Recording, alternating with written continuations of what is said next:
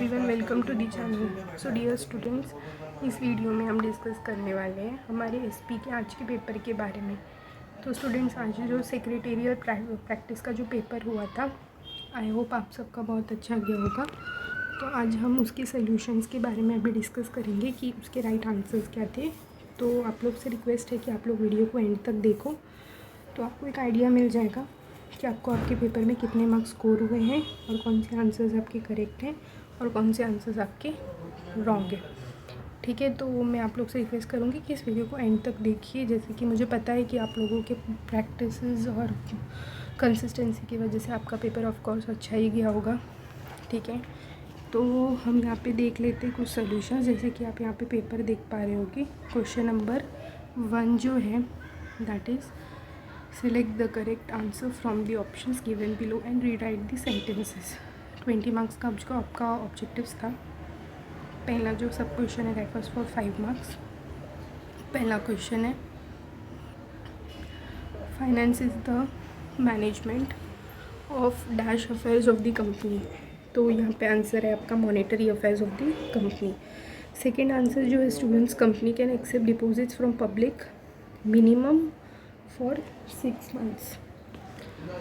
फिर उसके बाद है, a company can issue partly और फुल्ली कन्वर्टिबल डिबेंचर्स। ठीक है, तो पार्टली और फुल्ली इसका आंसर है स्टूडेंट्स। फिर है, डिबेंचर कैपिटल इज़ और dash capital of a company borrowed capital. ठीक है, तो इसका आंसर है बोरोड। फिर फिफ्थ वन जो है, dash is a return paid to creditors by the company. तो इसका राइट आंसर है स्टूडेंट्स इंटरेस्ट।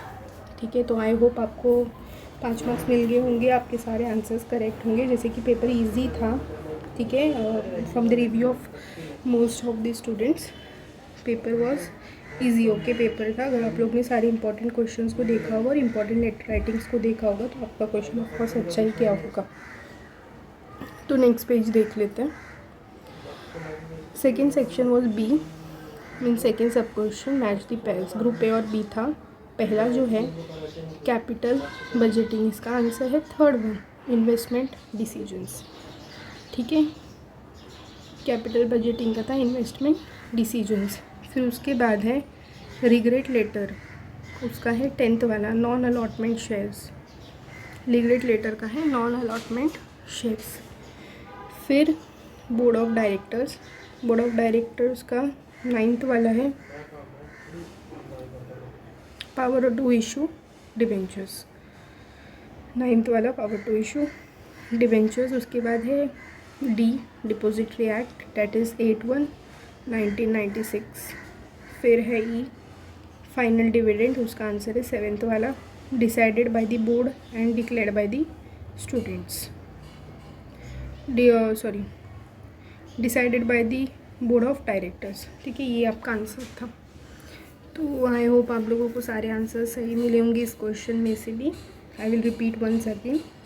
कैपिटल बजटिंग का थर्ड है, रिग्रेट लेटर का 10th आंसर है, बोर्ड ऑफ डायरेक्टर्स का है 9th वाला, डिपॉजिटरी एक्ट्स का है 8 वाला और फाइनल डिविडेंड का 7th वाला।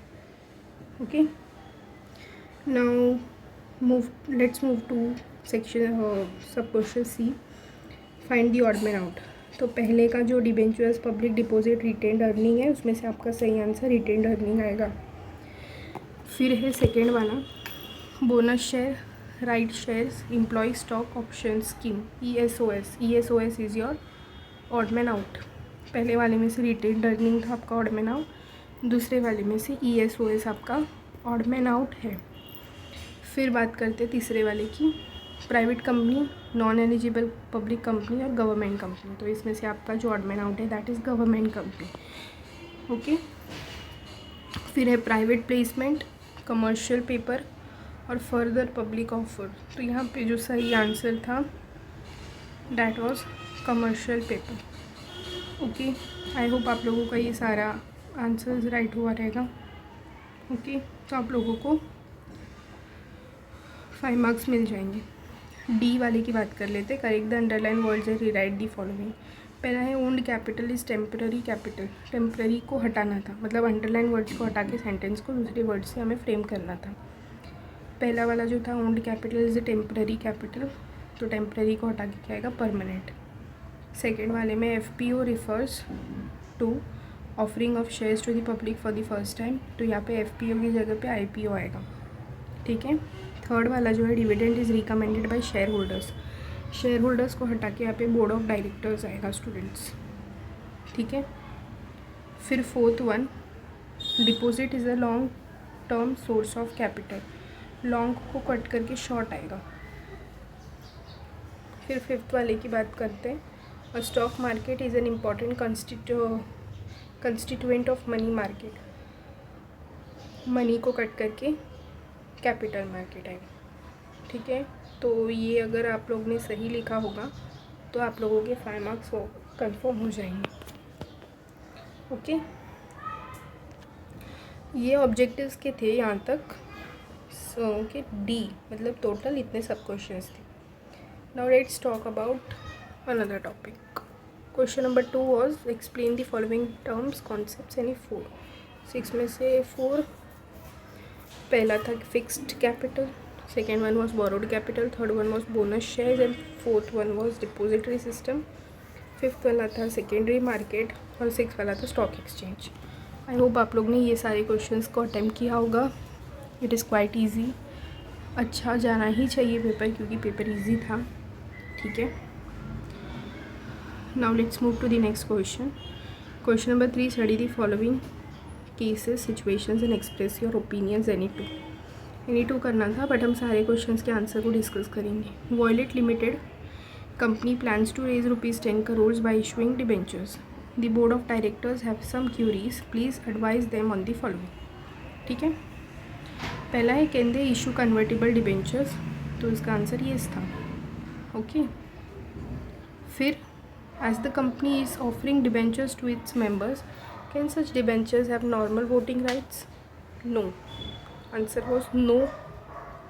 Next, capital raise by the issuing debentures will be owned capital और बोरोड कैपिटल, तो the answer was borrowed capital, ठीक है। हम किसी और से लेते हैं तो it is borrowed capital. I hope आप लोगों का ये आंसर राइट होगा, आप लोगों ने सही आंसर्स लिखे होंगे, कुछ भी हार्ड नहीं था, येस और नो में जवाब देना था। तीसरे वाले में 2 दिए थे, उसमें से कोई एक सिलेक्ट करके लिखना था, ओके।